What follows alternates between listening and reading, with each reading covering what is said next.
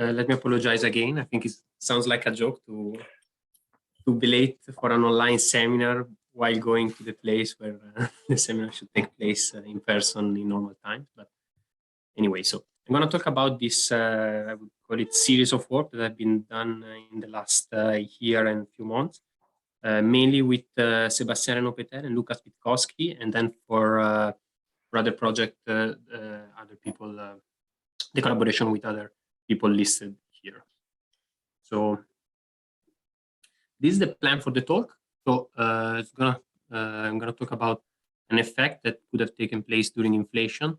So I will first start a brief, very brief review, not about inflation, but about possible issues and what the data tell us about inflation. And then I will talk about the stochastic gravitational background as a way to probe inflations at small scale, in particular a sharp transition during inflation. But you will see while I will talk in this outline more clearly. So let's start.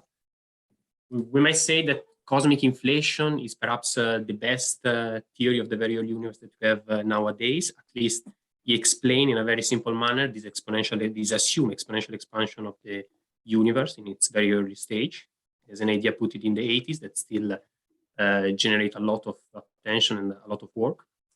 The beauty of inflation, and the reason probably why so many people work on that, is that, okay, first of all, you can realize it in a very simple manner. What you need is to have this phase of acceleration. You just need a very simple potential with a flat region, general relativity, a scalar field, and this is enough to have this acceleration phase. Now, what inflation gives you for free, which is the beauty that by looking at the fluctuation, you have an explanation, for instance, at the small temperature fluctuation that we observe in the cosmic microwave background. In particular, a quantity that will appear everywhere is this co-moving quadrature perturbation, which is a combination of the scalar field, the inflaton needed to have inflation, and the scalar part of the metric fluctuation. Okay, and this is directly linked to the fluctuation in the temperature of the CMB. So this is the first nice explanation that inflation does for you. Now, this simple realization I was talking before, like this flat potential and a simple toy scalar field, is for the moment in a perfect agreement with the data. The data, again, I mean this fluctuation in the cosmic microwave background, that are almost scale invariant. With this almost, that is, as we know, very important. They are Gaussian, and they seems to be they come from a super horizon origin. And so one might wonder why not stop here, since the simplest realization works so well. And okay, let me give two comments about what I just said. So the simple realization, the simplest scenario, so to say, has two main issue, or let's say again two comments. One is theoretically.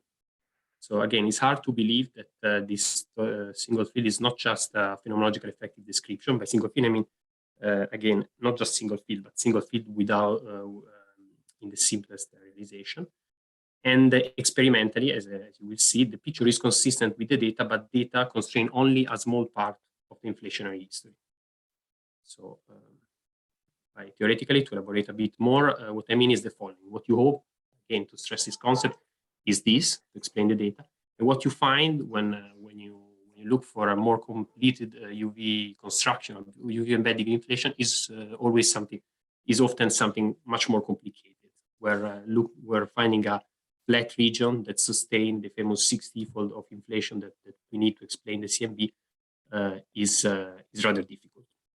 It's rather difficult. For instance, one of the main issues is the famous eta problem, which is nothing else than the hierarchy problem translated to cosmology, to inflation, which basically states that having this very light scalar field is problematic. It's problematic from the point of view when you embed inflation in effective field theory with some cutoff. And even if the cutoff is pushed to the Planck scale, still the Stoy model Lagrangian is sensitive to Planck scale, Planck suppressed operator. So it's sensitive to Planck scale physics.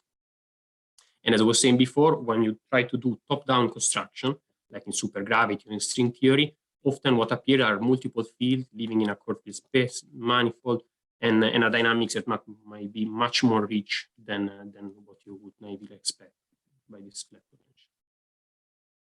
Now, the second comment I wanted to make was about the data. So what people have been done with inflation until I would say at least say mainly until a few years ago is what I call precision physics at the cosmic microwave background. So they look at this fluctuation, they look at the 2-point function, they look at the 3-point function, and these are constrained very well by the data. For instance, here focusing on the power spectrum of the curvature fluctuation, so the 2-point function. What inflation predict is an almost scale invariant power spectrum. By inflation predict, I mean again this vanilla model scenario, which is in perfect agreement with the data in the CMB.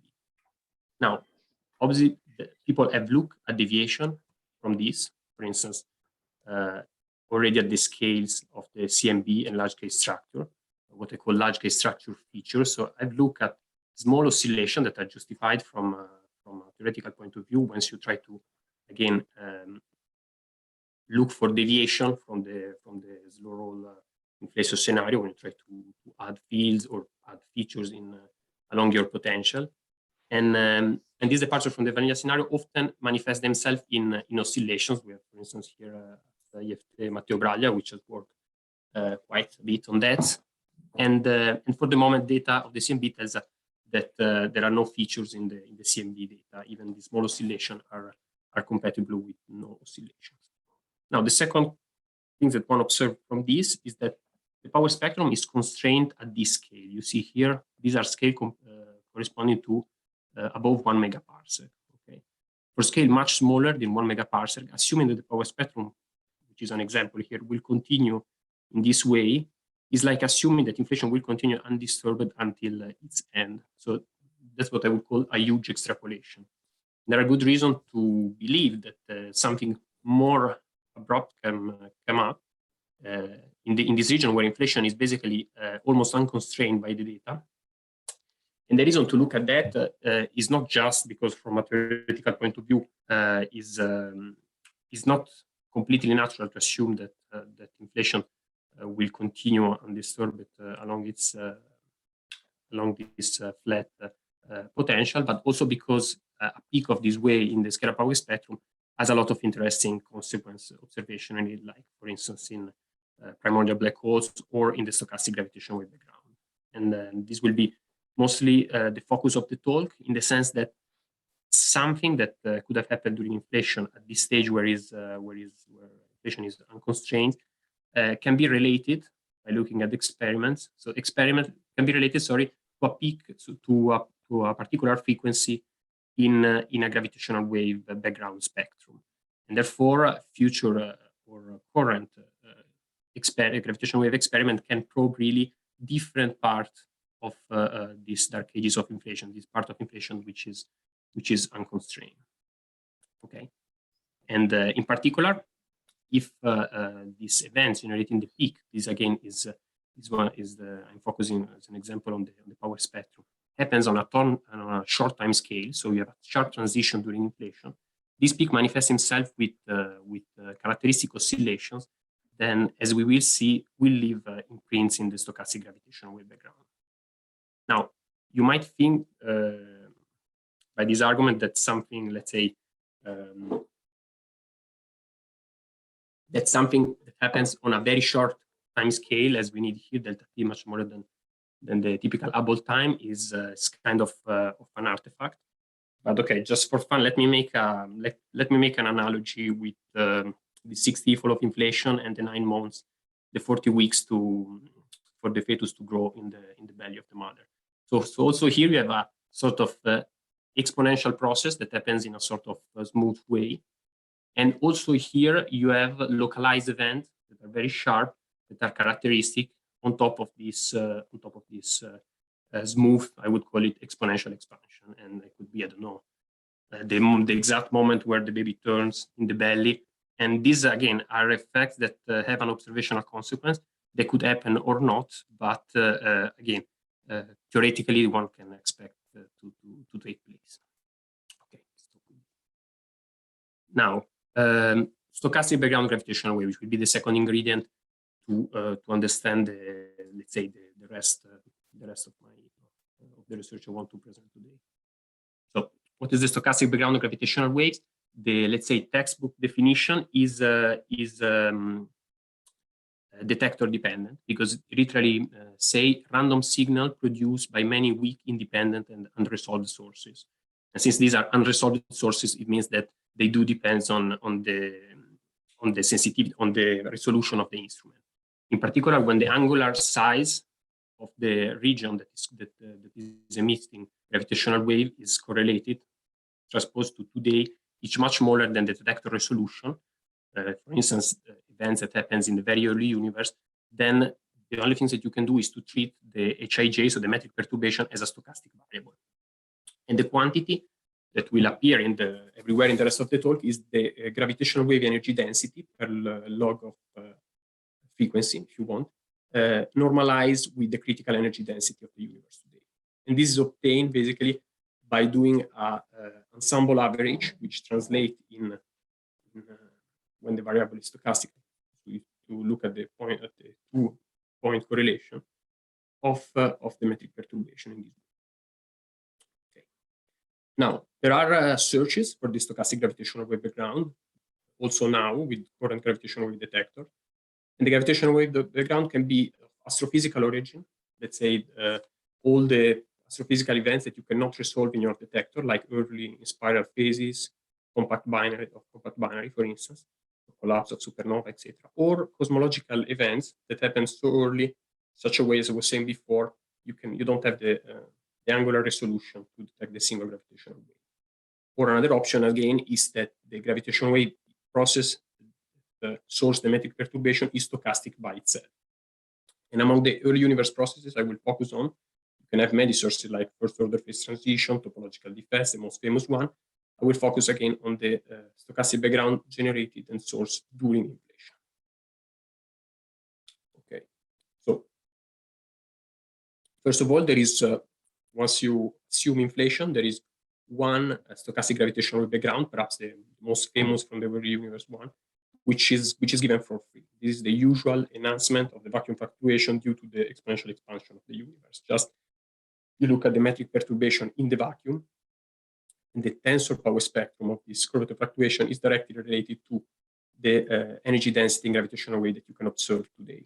And this is related to the scale of inflation. This is a well-known fact. Now, what data tells you now with the constraints on Planck and here also the expected light work is that for the bounds that there are on the tensor to scalar ratio, the gravitational wave energy density due to just the vacuum fluctuation during inflation is too low, extrapolated to higher and higher frequency, to be detected by future gravitational wave experiments. Okay, so too tiny to be seen directly in future gravitational wave detector. Now, okay, what I saw someone that no, so I don't see the people. Now, when you have, okay, so then I will focus. So these are where the vacuum fluctuation on the scalar induced stochastic gravitational wave background. So these are it's nothing else than expanding the Einstein equation at second order and noticing the fact that scalar fluctuation at second order will act as a source for the tensor mode. Okay. Now, usually you might expect that this effect is tiny, for instance, but if you have a localized peak or in general an enhancement of the curvature fluctuation around given scales, as you can see here in the plot, these scales here.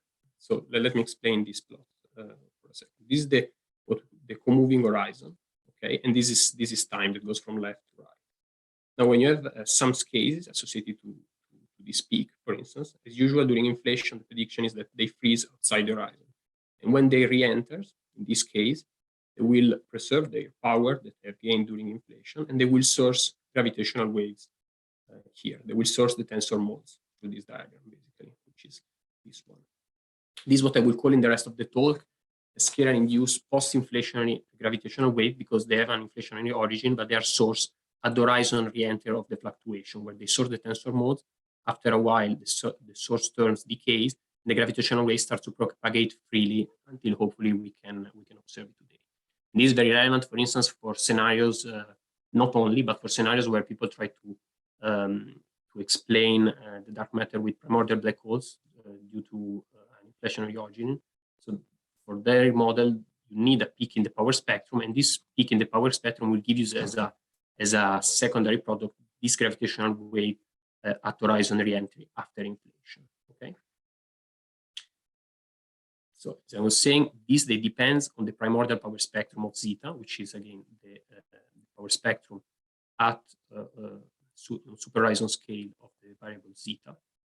And therefore, the gravitational wave generated like this is sensitive to the primordial power spectrum, something that will be important for the problem. And as a back of the envelope computation, putting the redshift factor, etc., you see that you need an enhancement compared to the CMBA value of the power spectrum of order 10 to the 5, 10 to the 6 to have an enhancement that we could be able to see in gravitational wave detectors. Okay, so a bit less for the people. A bit less that one is needed for primordial black holes, for instance, but of roughly the same order. Okay, then you can have another sources from the inflationary region, still scalar induced at second order, but when the scalar fluctuation source the tensor modes already inside the horizon during inflation. Okay, and this is an important difference. So the source term here, if you look at just the energy momentum tensor during inflation of some scalar fluctuation, it depends quadratically on the scalar fluctuation that are related to zeta by an epsilon suppression. Okay, so usually this contribution is suppressed when in scenarios where the other one that I was discussing before is relevant, but as I will show, is not when you have a sharp transition during inflation. Okay, so this is important fact. This the gravitational wave generated during inflation will be proportional to the tensor power spectrum. Okay, it will be the one loop tensor power spectrum computed with the scalar here on super horizon scale. Then what this mode does is sourcing the tensor here. They will freeze, and then when they re-enter the horizon, they will start to freely propagate and hopefully reach us one day. Okay. Okay, so again, if the time dependence of the mode function is a bit of technical point, on subbubble scale is trivial. You see that this, just because of the source term, is epsilon suppressed, and is quadratic. This one is quadratic in H.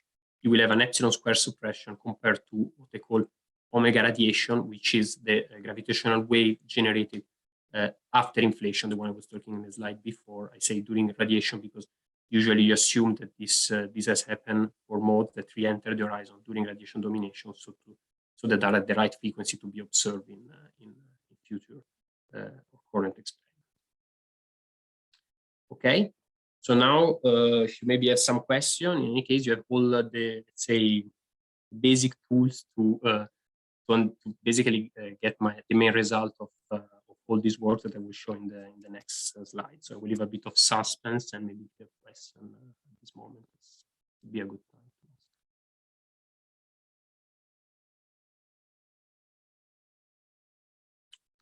Okay, I don't see questions. Okay, so the point is that a sharp transition during inflation, that's the claim, imprint a unique oscillatory pattern in the stochastic gravitational wave background, which has two sources. One is the one I was describing already during inflation, when the scalar fluctuation enhance source the tensor modes already during inflation, and one is when the enhanced scalar fluctuation re-enter the horizon and source the tensor modes at horizon re-entry. You can see here in the green curve is the contribution corresponding to this, and the red one is for a specific model, but the templates are generic. This red curve here. And, basically, the rest of the talk will be to explain the origin and the reason for these two benchmark curves that I showed here. And if you simply sum the two, you see that the results can be quite a strong signature of a sharp event during inflation, because it will hardly be mimicked by something else. That's what I think. Okay, so let's talk now precisely about sharp transitions during inflation, meaning the kind of events that will give you a signal in gravitational wave as the one I just showed. So what I mean by sharp transition due to a sharp features, for instance, is the following. So assume standard inflation, what you need, for instance, for fitting the CMB, and I remark again the system in the so-called Bunch-Davies vacuum. So which means that at early enough time, each mode, when it's inside the horizon, the vacuum is basically inconstant. Okay. So here you assume this is the time which inflation proceeds. You assume a quasi de Sitter, so a standard evolution.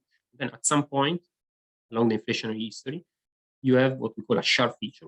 People in the literature call a sharp feature that can have different origin. It can be a step in the potential, a two-stage inflation, a turning field space if you are more in multi-field, like more multi-field scenarios. And what happens is that at the, on the other side of the transition, basically the vacuum of your state is defined differently, such a way that the states of the system becomes effectively populated by a large amount of particles. So you have what is called an effectively generated excited states on the other side. And on this side, you again have the standard quasi de Sitter evolution, which is also what allows you to draw pretty generic conclusions about the shape of these signals again, because it doesn't matter really what happens here, but it's the fact that the system, what happens here prepare the system in an excited state wherever it's important to say that you started in doing things properly in the Bunch-Davies vacuum. So you can naively say, okay, there is a boost of particles on the other side of the features, and this will source through this energy momentum tensor gravitational waves, as I was saying before, in the two stages after and during inflation. So a bit more, let's say, less sketchy, more technical. You can see here, let's say again, you have Bunch-Davies vacuum here. So the mode functions for zeta will look something like this, standard de Sitter one. Then you have a step. In this case, I took it from a model of multi-field, but again, it's pretty generic, where you have a step in background quantities. And what happens, this is the time evolution of the power spectrum, okay, for different K modes as a function of time. Then you see that what happens, you have an exponential enhancement in this particular case, but what happens after the feature, which is highlighted here, is that the power spectrum starts to oscillate it with a K-dependent phase.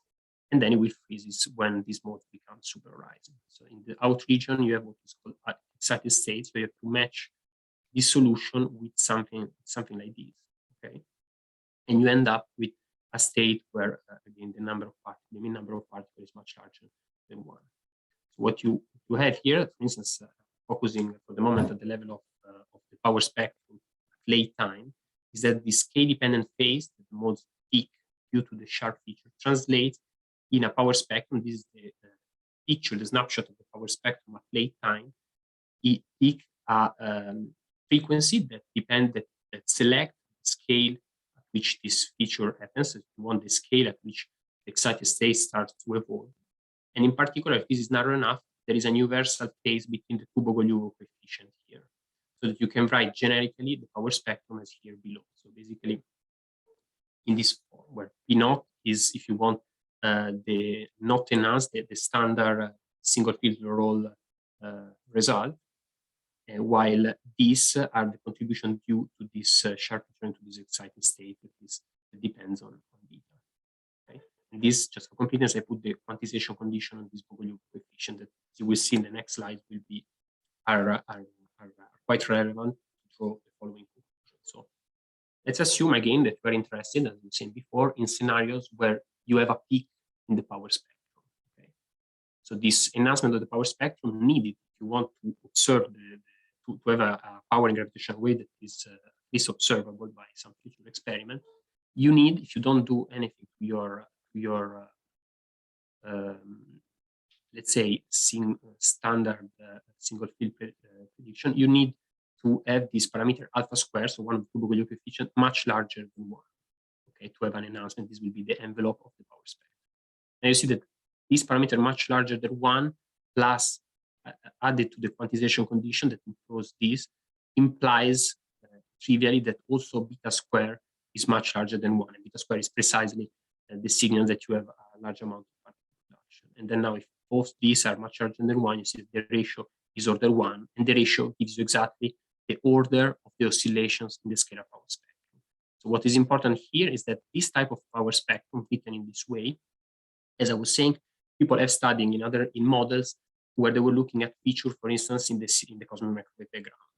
And for them, what is relevant was not an enhanced envelope, obviously, because you still want the almost scale invariant power spectrum, and the order of the oscillation people are looking for are small, 0.1, 0. Or less.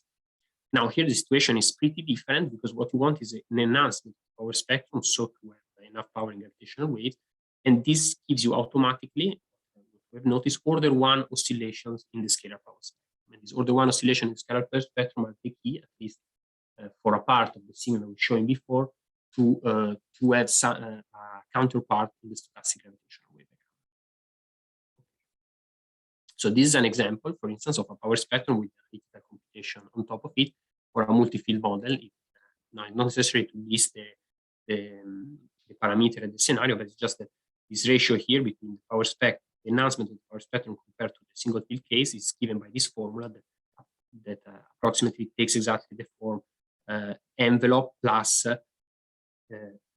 oscillations, where the frequency is precisely the frequency that select the feature, as I was saying before, select the scale of the feature, and this A-lin is exactly the ratio between the probability coefficient and this order 1 in this case.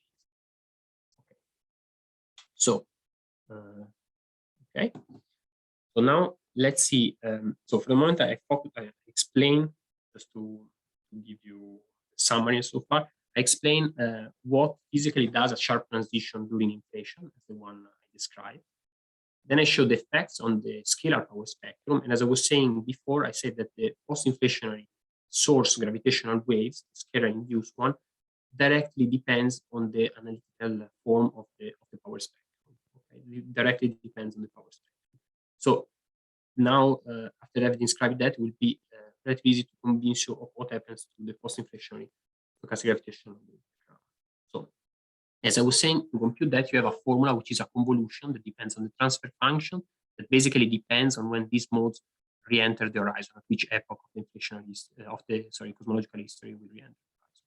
And then you have two power of the power spectrum, okay, and a convolution. These are basically the momenta of the scalar field that source the tensor mode. Now, let's assume the simplest case where you have a power spectrum which is peaked around the given scale, so it has a precise peak at K star. This translates for matters the gravitational wave background to a peak in the gravitational wave background of this form, where this factor here of difference compared to the peak here is just to the fact that, again, is a second order effect, and this square root of 3 is precisely the inverse of the speed of sound of the scalar fluctuation when they enter the horizon. Here is square root of 3, precisely because we are assuming that that they re-enter during radiation domination, but it's an obvious generalization when they re-enter during a different. Now, by simply taking the oscillatory power spectrum, with order 1 oscillation I was describing before, the most trivial thing that you can do analytically is to approximate each peak with a Dirac delta and see the superposition of this Dirac delta on the integral that I sketched before. And what you see is that you have a non-trivial interference between this peak, and so you see here the blue curve are the oscillations in the stochastic gravitational wave background on top of the peak, the principal peaks. And these red one are basically the locus of the analytical that you can guess, that you can compute where the peaks will be by approximating each peak with a Dirac delta. So a result that we use, it was already in the literature, you see that n peaks in p zeta will generate this number of peaks in the omega gravitational wave due to this interference exactly at these places. So again, to stress this point, what you have is that on top of, when you have a peak power spectrum, order 1 oscillation, in large that has the imprint of a large amount of particle production, you have that the power spectrum itself will translate the envelope will be model dependent and will translate in a model dependent envelope for the gravitational waves. And then you have this order 1 oscillation will translate in what we computed numerically in 10%, 20% oscillations on the stochastic gravitational wave background. Now, simply from, again, this analytical formula, here that estimate the location of the peaks, you can relate the frequency in the primordial power spectrum to the frequency that you observe in the stochastic gravitational wave background. It will be just the frequency of the signals the frequency of the power spectrum that again select the preferred scale at which the features happen, times a factor that depends on the cosmic expansion when the modes re-enter the horizon. So there is information about that. And these are two examples of two different power spectrum. This is the signal and this is the zoom one. Okay, from these oscillations, now there is no time to discuss everything, but from this oscillation, there are many things that you can reconstruct, hopefully, when you start, for instance, from a microphysical model, and then it's the energy scale again, which these things happen, when it happens during inflation, for how long, and again, the cosmic expansion at horizon re-entry by looking not just at the frequency, but also at the amplitude of the oscillations, because the amplitude of the oscillation depends implicitly on the transfer function where the modes re-enter the horizon. That's what we have been shown here. So again, let me just show you to convince you that here, basically, this is the ratio between the gravitational waves. Here, the common envelope that comes from the envelope of the power spectrum. Okay, and you see that the signal is perfectly fitted with a sinusoid, two models. Okay, and you see that increasing the frequency lower the amplitude of these oscillations. So at some point, you will not see it anymore. Okay, so this is the first observational consequence that we note from a sharp feature during inflation, able to generate this order one oscillations in the power spectrum from one side that translates in oscillation in the stochastic background afterwards. Now, from the same effects, I will try to convince you that there is also a second source of gravitational wave directly generated during inflation, which is usually suppressed, but is not for this case, and I'll try to explain why. So again, if you remember the first part of the talk, what I'm focusing now are the tensor modes sourced during inflation. So it means when the modes are subhorizon during inflation, due to this one loop effect of where the scalars are directly the source of the tensor modes. And then the gravitational wave background will be proportional just to the tensor power spectrum of these tensor modes. Now, here I just highlight the results that we derive. So it's a formula that is valid also here. I shaded for simplicity. If you have a generic system or bosonic fields, the gravitational wave background generated during inflation due to that system. And so this the first difference that you can see from this, so this formula is a generalization of what people already know, that is exactly without the summation, and I insist on the point of the summation, because if you correctly quantize this instance, which is non-trivial for the background, when in presence of many fields, you have that you can have also an additional enhancement due to the multi-field structure, but this is, I'd say, a second layer. Now, let's look at this formula, again, focusing on the single field case for the moment, and see the most important difference with the post-inflationary gravitational background that we discussed before. The post-inflationary one depends on the scalar power spectrum, as I was saying, at late time, so what usually people call the primordial power spectrum. Here, instead, this contribution to the gravitational backgrounds will depend on the time dependence of the mode function, okay, of the scalar. The source are scalar field fluctuation. So I was saying before, naively, one might think that this is a suppressed effect compared to the post-inflation. And then, in principle, one would need a full in computation in this case, because we're really talking about quantum operator on super horizon scale. In practice, due to the sharp feature I was highlighting before, you have a large amount of particle production that allows you to use the green function method, so just the classical treatment. It's a small technical point, but just to tell you that computation are easier than we thought at the beginning. So now consider this Q, which is a general scalar field fluctuation. Okay, and as I was saying before, in general, this after the excited states. So as I was saying here, they depends on the time dependence of the mode function. As we say before, the mode function, time dependence of the mode function is highly non-trivial after the feature where you have the excited states. So you have these two contributions, okay, after the feature. But again, the standard de Sitter mode function is a bit of a technical point, but just to tell you that this allows you to write, in terms of generic Fourier coefficient, a sort of universal kernel that depends only on the de Sitter, write it here, that depends on the de Sitter green function and the mode function of de Sitter, that from which you are able to explain analytically the signal in the gravitational wave, basically analytic.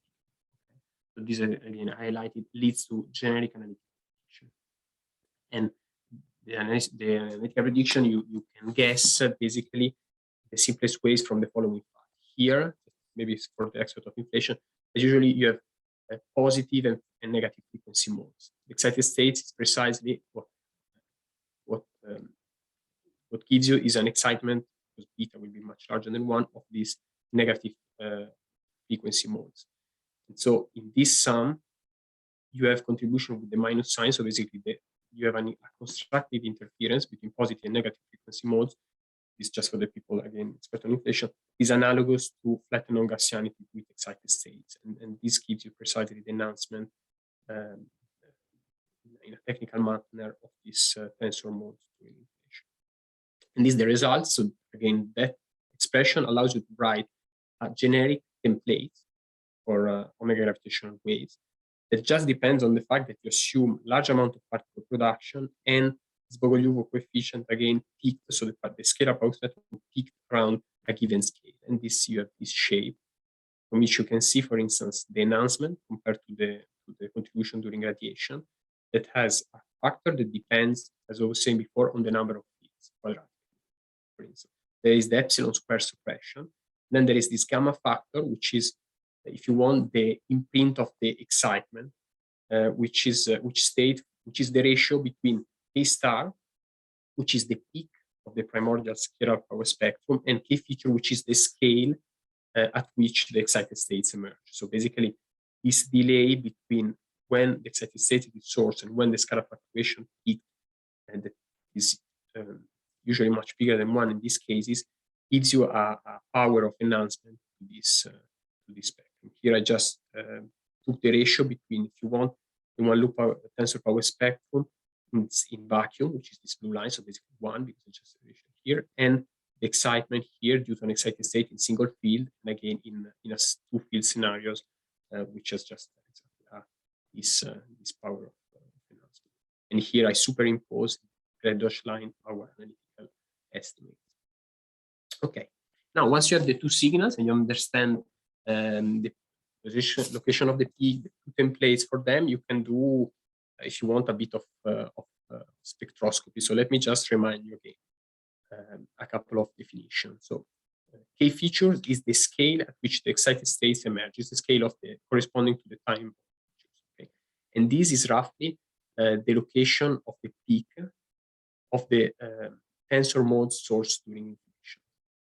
Those they also have these order 1 oscillations, with order 1 oscillations that have a frequency which is exactly the same frequency of the primordial power spectrum, which is related to the scale of the features. Now you can go to, and then you have this decaying envelope that is predicted.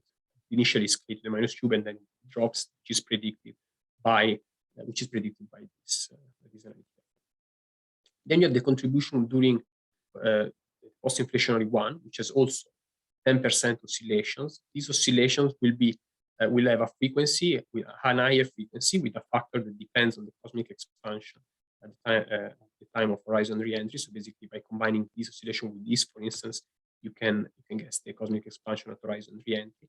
And the peak of this correspond to the peak, roughly speaking, of the primordial power spectrum. So basically, the ratio between these two peaks gives you this factor gamma I was talking before that also enhance this signal.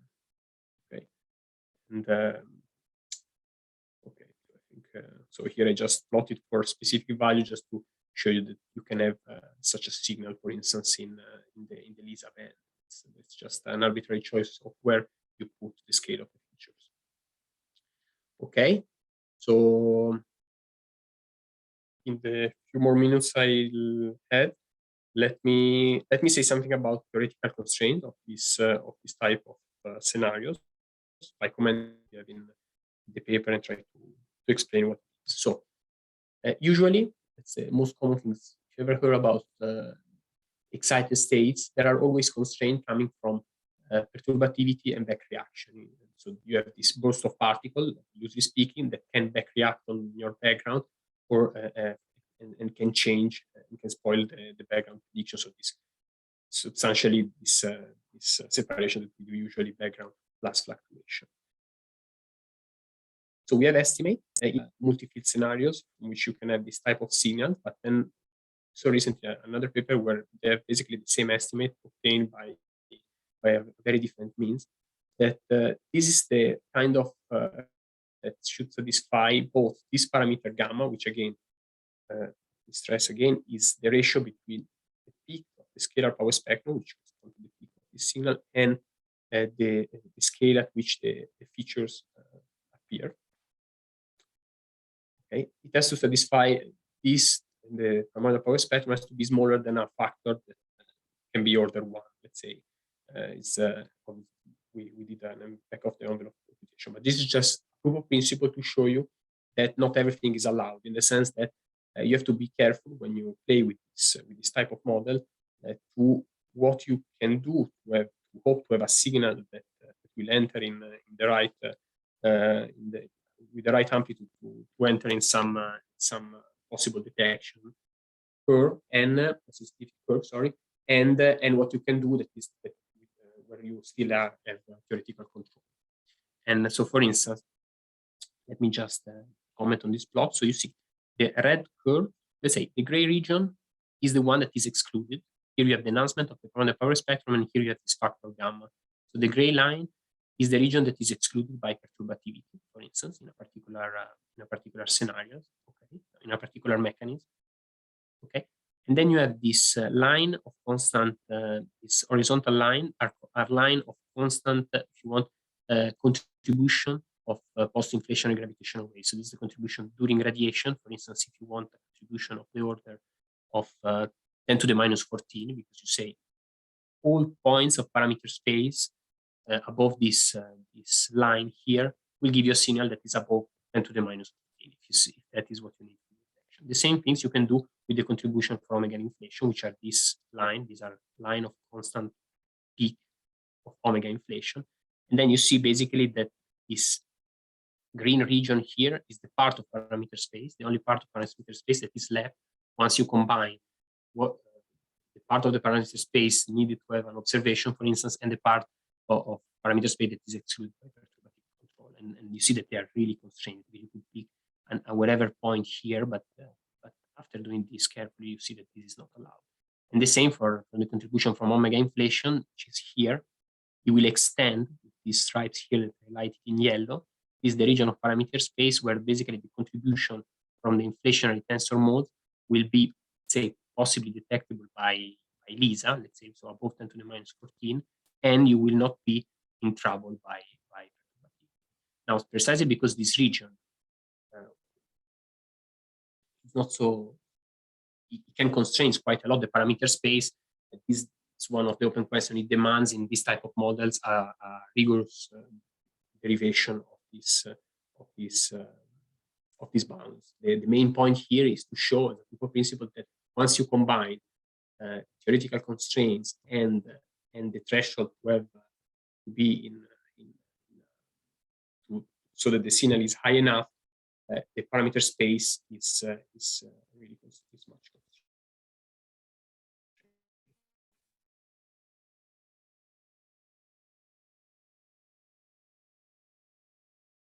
Okay, so we did type of mechanism, type of scenarios that generate oscillations in the primordial power spectrum, which are not linear in k, but in log of k, and studied the complicated pattern. So we learned two things from there. That we learned that you can have much more complicated pattern of oscillations in the stochastic gravitational background. We look at the influence of the cosmic expansion history, which, as again, there was a part that was trivial, but also tells you that it's not so it's not always for granted that you have this type of oscillations. Depends also on the cosmic expansion history, and the cosmic expansion history can also enhance the amplitude of the oscillation. We did a first preliminary study by looking at the compatibility with LISA, first with a principal component analysis of reconstruction to reconstruct a signal with oscillations. You see here in LISA, this is the LISA noise curve. Sorry. This is the reconstructed signal. In the same work, we did Fisher analysis, where basically, as a proof of principle, we show that oscillation can be reconstructed 10% if omega is above 10 to the minus 12, 10 to the minus 11. Much more has been done in terms of data analysis for this type of signals, and okay, so we are currently involved in the work in packaging in LISA, where one question is also which extent you can reconstruct this type of signals in a realistic manner. Okay, so I jump to my conclusion. I hope to have you convinced that cosmic wave background elastic structure provide information on the inflationary history. At least that is the paradigm, the best paradigm for the moment to explain the origin of the primordial fluctuation. Okay, the best theory we have nowadays at the moment. But again, it provides information on a limited part of its inflationary history. There are reasons theoretically, but also just from a phenomenological point of view, to go beyond the vanilla scenarios. And we say here, these again are the scalar induced after inflation, just an example with the peak located at frequency corresponding to different experiment leads to features in the stochastic gravitational background, as you see here. Now there are many open faults. Let me just list a few. Again, perturbative constraint, as I was saying before, the effect of the non-Gaussianity on this signal, and also how this type of signal, by looking, for instance, on the envelope or where the oscillation distribute as a way to disentangle, for instance, single field, multi-field scenarios, or even beyond the scenario. It's just random. Now, observationally, I said again, which extent we can reconstruct this type of oscillations, and on the speculative part, if you want, if there is a way to use this type of signal, this with multiple spikes, with multiple oscillation, as a way to separate a cosmological to an astrophysical background. Yes, I stop it here. Thanks a lot for your attention.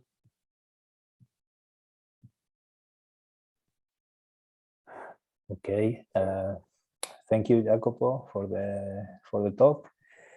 And now, if anyone has any question, please go ahead. So I see a question by Sachiko. Sachiko, please. Yeah, thank you, Jacopo. I have a question about the one produced during inflation. You said the time dependence is important, but in the equations, I don't see Q dot. How does it comes in the equation?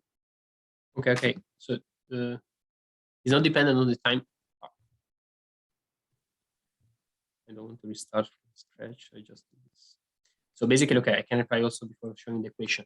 Okay, they're not dependent on the Q dot, but they depends on the time integral of the scalar fluctuation. While the one source at horizon reentry, they just depends from the point of view of the scalar fluctuation during inflation. It just depends on their value at super horizon scale, because this is the initial condition when they enter the horizon.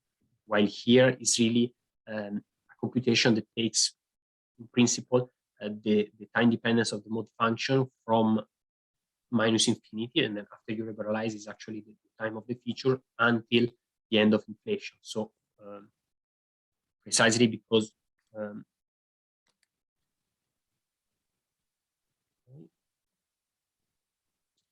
so you see, this is the point. Is really this integral as this function of time, and you can actually show that when zeta is constant, the source term is decayed.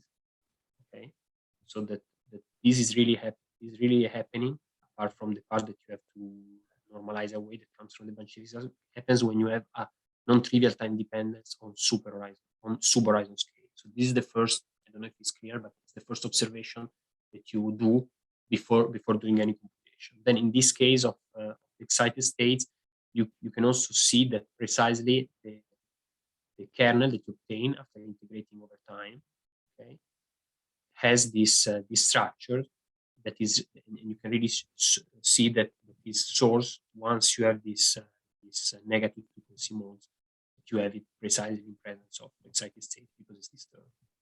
I don't know again. Okay, thank you.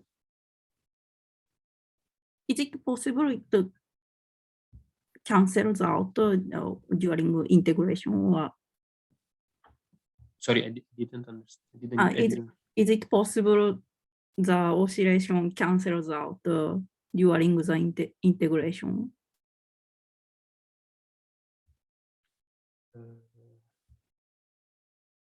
I don't know. In first, let's say in first approximation, that you see that the oscillations comes really from this function. But it's true that if you also have a phase on the Bouguereau coefficient here, you can have they can have a small effect. But the first reason why you have this order one oscillations comes from this, and this is an integral that is again model independent. You see Z, I call Z B this, I call zeta bunch theory. So just this function here, and this is the de Sitter green function of the tensor modes. So it's and the oscillation depends on the frequency that depends on the time of the feature, so the lower bound of this. Maybe if I change the question, what makes the amplitude of gravitational wave larger? Okay, so try to explain, maybe, or otherwise, I don't know if you are here, maybe we can talk later. So this, you see this zeta bunch theory is that, okay? Yeah. Now you see that, let's take what you have in absence of excited states. You will have just the same things, but with 2 plus sign, basically, okay? And now, it's a bit technical, but you see this xk is the momentum of the scalar field, okay? The momenta of the two scalar fields. And you see that if you look at the scalar fields deep inside the horizon, so where these terms enhance the signals, okay? When you have the 2 plus contribution and you have only negative frequency mode, okay? These also generate like a very high frequency oscillation that at the end smooth probably what you were asking at the beginning, this smooth and the power of the resulting integral, which basically is average, not to 0, but to a much lower amplitude. Okay? Conversely, if you have that's what I call constructing interface between positive and negative frequency mode. If you have a positive frequency mode and a negative frequency mode with the opposite sign, you can look at this function precisely with a plus and a minus, so in presence of excited states, and you see that you can have the part of Baronian space, the resonance, where you have the 2 momenta that are roughly equal, so x roughly equal y, and xy much larger. So which means again that the signal is boosted because it's on super horizon scale. But this oscillatory term, precisely because one is with positive sign, the other is with the negative sign, is 0, so it doesn't smooth out, that doesn't dump the signal, doesn't average out the signal. I hope it can help, but I can. Yeah. Okay. Yeah, thank you. Okay, so is there any other question? No? Well, then we will stop it here because it's already a bit late today. And thank you again, Jacopo, for the seminar. Thanks for joining. Thank you. Bye-bye. Bye. Bye.